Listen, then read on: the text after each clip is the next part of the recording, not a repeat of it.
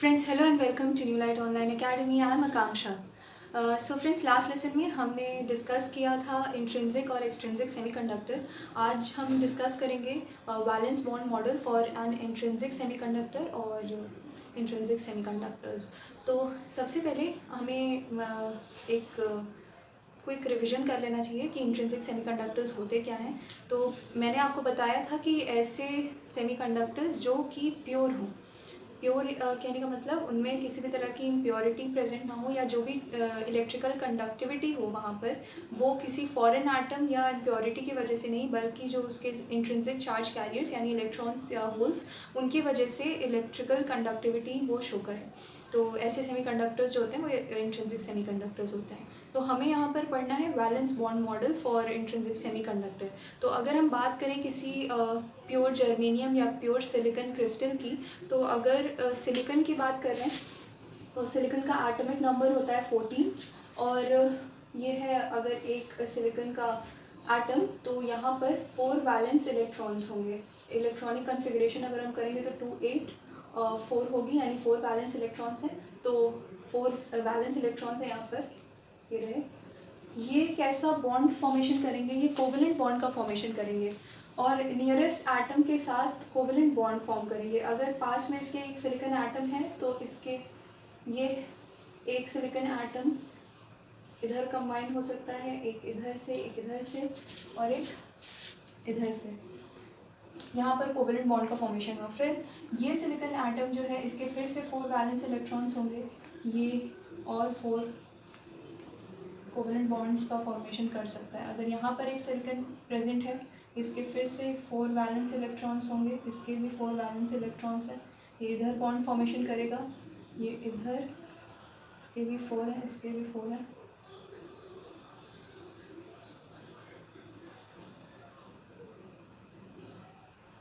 इधर है, इधर है. तो इस तरीके से ये बॉन्ड फॉर्मेशन करेंगे. यानी कि इनका कैसा, इधर है, इधर है, इधर है, इधर है. तो सिलिकॉन का जो कैसा ये स्ट्रक्चर फॉर्म करेगा, टेट्राहेड्रल स्ट्रक्चर होगा जैसे कार्बन का होता है. और ये जो स्ट्रक्चर बन रहा है ये डायमंड लाइक स्ट्रक्चर है, क्योंकि डायमंड में भी क्या होता है, हर कार्बन जो होता है वो टेट्राहेड्रल होता है. और यहाँ पर जो मैंने फिगर ए में शो किया है वो यही है. ये सिलिकॉन या जर्मेनियम, किसी भी प्योर क्रिस्टल के बारे में हम ये कह सकते हैं किसी तरीके से होता है.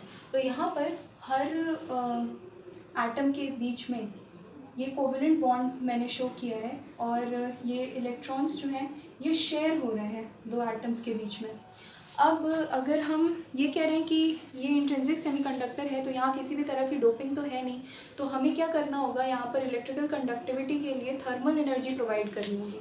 तो अगर ये जो कंडीशन है ये लो टेम्परेचर के लिए है. ऐसा ये सारे बॉन्ड्स इंटैक्ट रहेंगे एट लो टेम्परेचर. पर जैसे ही टेम्परेचर हम इंक्रीज़ करेंगे, जैसे ही हम टेम्परेचर इंक्रीज़ करेंगे, यहाँ पर क्या होगा, एक इलेक्ट्रॉन, कोई सा भी एक इलेक्ट्रॉन जो होगा वो एनर्जी गेन करेगा. और हमें पता है कि electrical conductivity is due to free electrons, due to the presence of free electrons. तो यहाँ पर अगर कोई एक इलेक्ट्रॉन था, इसने एनर्जी गेन की, इसने अपना जो पोजीशन है उसे लीव कर दिया, तो यहाँ पर क्या हुआ, एक वैकेंसी हो गई, एक इलेक्ट्रॉन की वैकेंसी हो गई.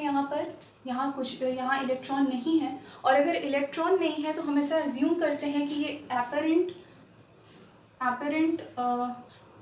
प्लस ई चार्ज शो करेगा, या प्लस ई की तरह ये बिहेव करेगा. ई क्या है, ई इज़ 1.6 इंटू 10⁻⁻19 कूलम. यानी कि ये एक होल है जो कि कैसा बिहेव करता है, एपरेंट प्लस ई की तरह ये बिहेव करता है. यानी जब हम थर्मल एनर्जी या हम टेम्परेचर इंक्रीज़ करेंगे तो कुछ इलेक्ट्रॉन्स जो होंगे वो फ्री हो जाएंगे, जिनकी वजह से इलेक्ट्रिकल कंडक्टिविटी ये क्रिस्टल शो करेगा. और ये जो एनर्जी रिक्वायर्ड होती है इसे हम कहते हैं आयनाइजेशन एनर्जी, और इसे हम रिप्रेजेंट करेंगे ई से. तो अगर हम बात करें कि नंबर डेंसिटी ऑफ इलेक्ट्रॉन्स, अगर हम कहें एन ई, अगर ये नंबर डेंसिटी ऑफ इलेक्ट्रॉन्स है एट एब्सोल्यूट टेम्परेचर, तो इसे हम लिख सकते हैं CE⁻⁻ EG अपॉन 2kT। अगर T यहाँ पर T जो है ये एब्सोल्यूट टेम्परेचर है, ये एब्सोल्यूट टेम्परेचर है, K जो है ये बोल्ट्जमैन कांस्टेंट है, और Eg जो है ये हमारी आयनाइजेशन एनर्जी है, राइट। तो इतनी बातें क्लियर है कि यहाँ पर क्या हुआ, ये लो टेम्परेचर पे यहाँ सारे बॉन्ड्स इंटैक्ट थे, फिर जब हमने टेम्परेचर इंक्रीज किया तो कुछ इलेक्ट्रॉन्स जो थे उन्होंने एनर्जी गेन कर ली, उन थर्मल एजिटेशन की वजह से एक इलेक्ट्रॉन ने अपनी पोजीशन छोड़ दी। पोजीशन छोड़ने की वजह से यहाँ पर एक होल का क्रिएशन हुआ। होल जो है वो एपरेंट प्लस ई होता है। अगर Ne हमारी नंबर डेंसिटी ऑफ इलेक्ट्रॉन्स है, T एब्सोल्यूट टेम्परेचर है, K बोल्ट्जमैन कांस्टेंट है, Eg आयनाइजेशन एनर्जी है, तो हम Ne के लिए ये कह सकते हैं। ओके, सो अगर हम किसी इंट्रिंसिक सेमीकंडक्टर की बात कर रहे हैं तो यहाँ पर क्या है, जितने नंबर ऑफ इलेक्ट्रॉन्स होंगे, जितने नंबर ऑफ इलेक्ट्रॉन्स अपनी पोजीशन लीव करेंगे, उतने ही होल्स का क्रिएशन होगा। तो अगर हम ये कह रहे हैं कि number density of electrons Ne है, number density of holes NH है, और intrinsic charge career concentration Ni है, तो एक इंट्रिंसिक सेमीकंडक्टर के लिए तीनों इक्वल होंगे। ये एक इम्पॉर्टेंट बात है जो आपको ध्यान रखनी है कि किसी भी इंट्रिंसिक सेमीकंडक्टर में अगर number density of electrons Ne है, number density of holes NH है, और number charge intrinsic charge career concentration Ni है, तो ये तीनों जो होंगे वो इक्वल होंगे। क्यों? क्योंकि यहाँ पर जितने इलेक्ट्रॉन्स निकलेंगे उतने ही होल्स का क्रिएशन होगा। ऑलराइट, सो आपको इसमें जो भी इम्पोर्टेंट लगे आप उसे नोट डाउन कर सकते हैं।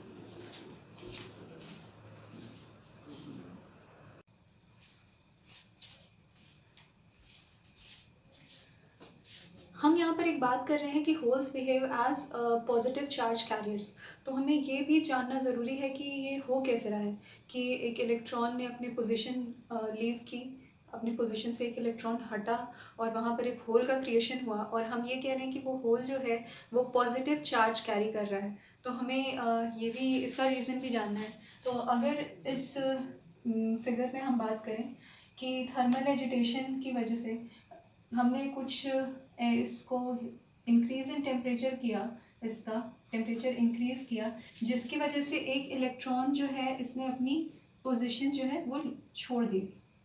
ये इलेक्ट्रॉन जो है इसने अपनी पोजीशन छोड़ दी, यहाँ पर एक होल का क्रिएशन हुआ, और ये जो होल है इसके पास में जो इलेक्ट्रॉन है वो इस होल को ऑक्यूपाई करने की कोशिश करेगा, क्योंकि ये है क्या, इलेक्ट्रॉन वैकेंसी है, या यहाँ पर जो है ये पॉजिटिव चार्ज है। मैंने कहा था कि ये एपरेंट प्लस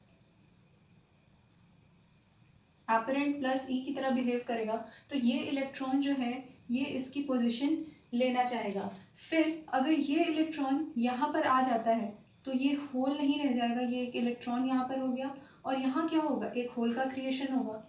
फिर इस होल की पोजीशन एक दूसरा इलेक्ट्रॉन लेना चाहेगा, फिर यहाँ पर एक इलेक्ट्रॉन आ जाएगा और यहाँ एक होल का क्रिएशन हो जाएगा। तो यहाँ हो क्या रहा है कि जैसे जैसे इलेक्ट्रॉन्स जो है वो अपनी पोजीशन लीव कर रहा है, वहाँ होल का क्रिएशन हो रहा है, और जो उस होल के आसपास के जो इलेक्ट्रॉन्स हैं वो उस पोजीशन को ऑक्यूपाई करना चाह रहे हैं या ऑक्यूपाई कर ले रहे हैं। तो यहाँ पर हो क्या रहा है कि जो इलेक्ट्रॉन एक्साइट होकर जिसने अपनी पोजीशन लीव की, उसकी वजह वो इस कंडक्टिविटी में इन्वॉल्व नहीं है, बल्कि जो बाकी बाउंड इलेक्ट्रॉन्स थे वो इन्वॉल्व हो रहे हैं। और दूसरी बात कि अगर हम कोई इलेक्ट्रिक फील्ड प्रोवाइड करें, है ना, इलेक्ट्रिक फील्ड प्रोवाइड करें, तो जो इलेक्ट्रिक फील्ड की डायरेक्शन होगी, इलेक्ट्रिक फील्ड की डायरेक्शन क्या होती है, पॉजिटिव टू नेगेटिव होती है इलेक्ट्रिक फील्ड की डायरेक्शन, यानी जो होल्स की डायरेक्शन है वही इलेक्ट्रिक फील्ड की भी डायरेक्शन होगी। होल्स की डायरेक्शन क्या है, ये पॉजिटिव टू नेगेटिव जा रहे हैं। अगर हम कह रहे हैं कि इलेक्ट्रॉन्स का डायरेक्शन ये है, तो होल्स का डायरेक्शन इसका जस्ट ऑपोजिट होगा, यानी होल्स का डायरेक्शन भी सेम है इलेक्ट्रिक फील्ड के डायरेक्शन जैसा। यानी कि एक करंट क्रिएट हो रही है, एक करंट का फॉर्मेशन हो रहा है जिसको हम कहेंगे होल करंट। ये होल करंट है जिसकी डायरेक्शन इलेक्ट्रिक फील्ड के डायरेक्शन के जैसी है। फिर एक और करंट का क्रिएशन हो रहा है जो कि है क्या, इलेक्ट्रॉन करंट, ये तो है ही। और जो टोटल करंट होगी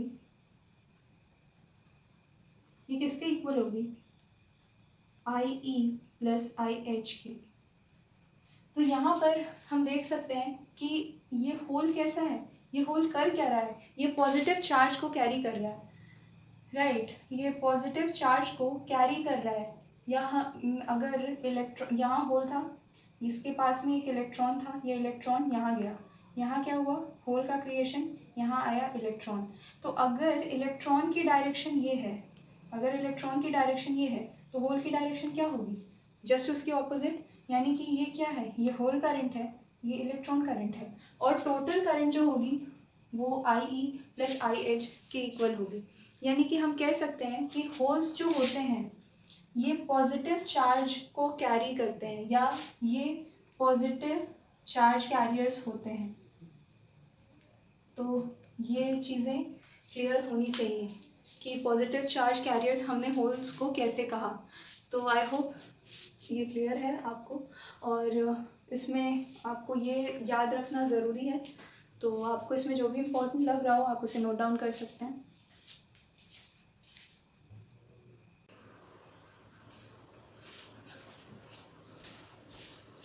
सो फ्रेंड्स, अब हम बात करने वाले हैं डोपिंग की। और डोपिंग मैंने आपको बताया था कि एक्सट्रिंसिक सेमीकंडक्टर्स को बनाने के लिए हम डोप करते हैं, प्योर सेमीकंडक्टर्स को उनमें डोपिंग करते हैं।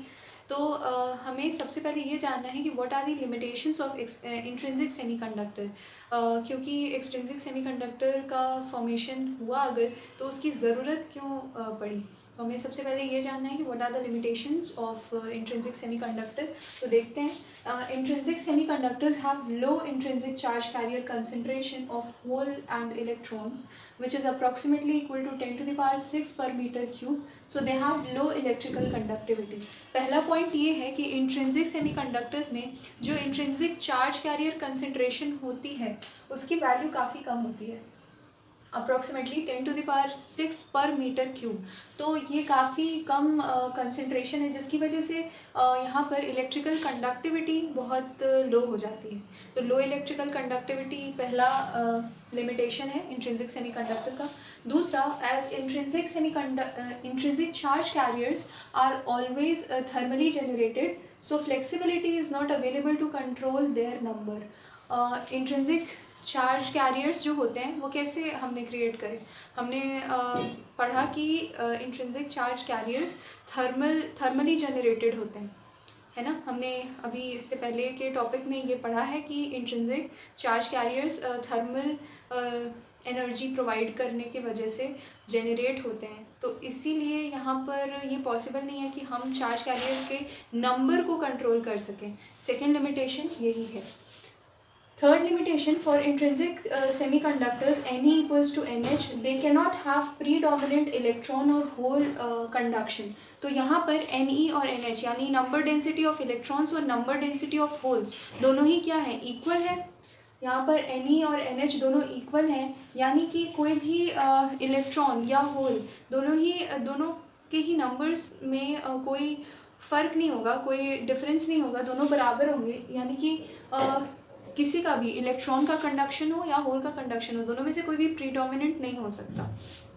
तो ये 3 लिमिटेशंस हैं इंट्रिंसिक सेमीकंडक्टर्स के। फिर हमने लिमिटेशंस जान लिए, तो अभी हमें ये जानना है कि व्हाट इज़ डोपिंग। तो डोपिंग कहने का सीधा सा ये मतलब है कि किसी प्योर सब्सटेंस में, किसी प्योर सेमीकंडक्टर में हम कुछ इम्प्योरिटीज़ ऐड करें या फॉरेन एटम्स उसमें आए, तो उसे हम कहेंगे डोपिंग। ये आसान भाषा में डोपिंग का मतलब है। अभी हम डेफिनेशन देख लेते हैं। The process of deliberate addition of a desirable impurity to a pure semiconductor so as to increase its conductivity is called doping. The impurity atoms added are called dopants, and the semiconductors doped with the impurity atoms are called extrinsic or doped semiconductors. तो हम यहाँ पर क्या कर रहे हैं, ये desirable addition of impurity है। हम इम्प्योरिटीज़ ऐड क्यों कर रहे हैं, क्योंकि हमें अपने इंट्रिंसिक सेमीकंडक्टर की कंडक्टिविटी इंक्रीज़ करनी है। तो कंडक्टिविटी को इंक्रीज़ करने के लिए हम कुछ उसमें डिज़ायरेबल इम्प्योरिटीज़ ऐड कर रहे हैं। कुछ उन इम्प्योरिटीज़ का ऐसा नेचर होगा जिसकी वजह से उस प्योर सेमीकंडक्टर की कंडक्टिविटी इंक्रीज़ होगी।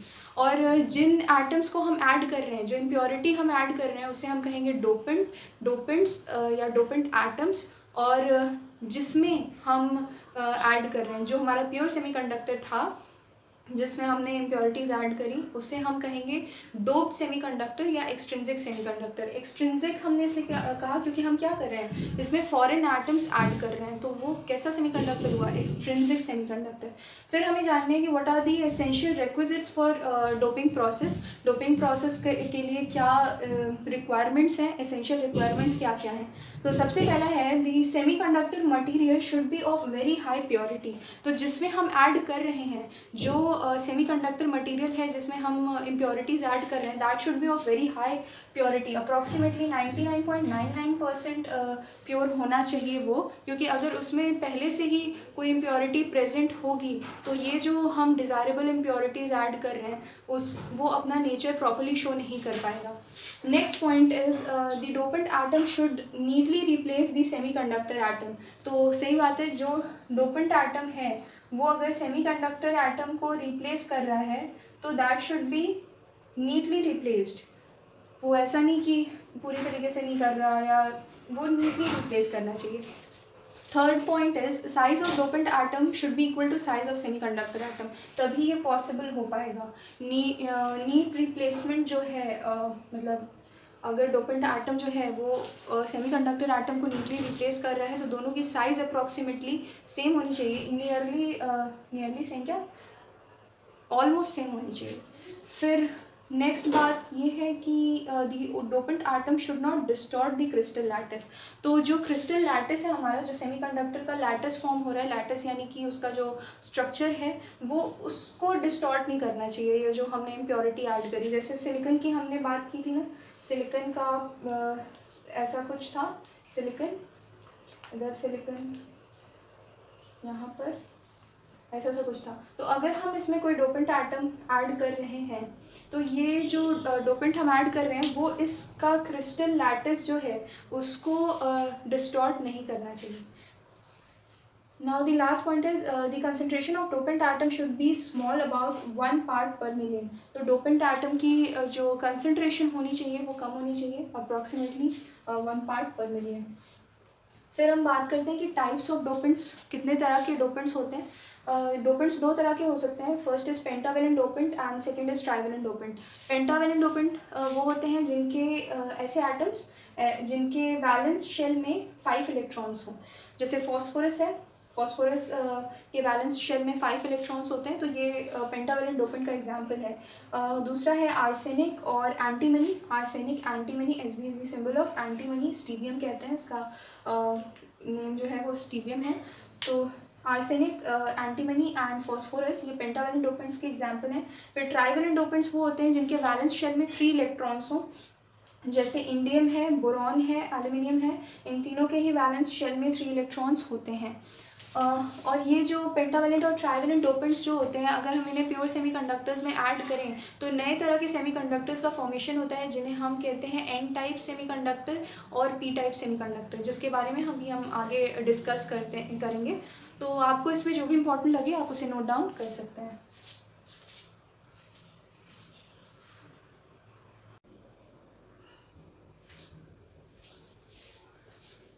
सो फ्रेंड्स, लास्ट टॉपिक है हमारा मेथड्स ऑफ डोपिंग, किस किस तरीके से हम डोपिंग कर सकते हैं। तो पहला है by adding the impurity atoms to an extremely pure sample of molten semiconductor. तो मॉल्टन सेमीकंडक्टर में हम इम्प्योरिटी एटम्स ऐड कर सकते हैं, पहला तरीका ये है। दूसरा है by heating the crystalline semiconductor in an atmosphere containing dopant atoms और their molecules so that the dopant atoms diffuse into the semiconductor. Diffusion हमने पढ़ा है, डिफ्यूजन क्या होता है? मूवमेंट ऑफ मॉलिक्यूल्स और movement of atoms from a region of higher concentration to a region of lower concentration. तो हमने यहाँ पर क्या कहा कि एक ऐसे एटमॉस्फेयर में जहाँ की डोपेंट एटम्स हों, हम अपने क्रिस्टलाइन सेमीकंडक्टर को हीट करें, ताकि क्या होगा, वहाँ जितने भी एटमॉस्फेयर में एटम्स, डोपेंट एटम्स प्रेजेंट होंगे, वो डिफ्यूज़ हो जाएंगे प्योर सेमीकंडक्टर, जो हमारा क्रिस्टलाइन सेमीकंडक्टर है उसके साथ। तो second is by diffusion, I mean by heating the crystalline semiconductor. Third is by bombarding the semiconductor with the ions of dopant atoms, the dopant atoms can be implanted into the semiconductor. और तीसरा है by bombarding the semiconductor with the ions of the dopant atoms. Dopant atoms के ions के साथ जो semiconductor है उसको हम बम्बार्ड कराएं, उसकी वजह से भी क्या होगा, जो डोपेंट एटम्स होंगे वो सेमीकंडक्टर में, जो प्योर सेमीकंडक्टर है उसमें क्या होगा, वो इम्प्लांट हो जाएगा। तो ये 3 मेथड्स हैं जिससे कि हम डोपिंग कर सकते हैं।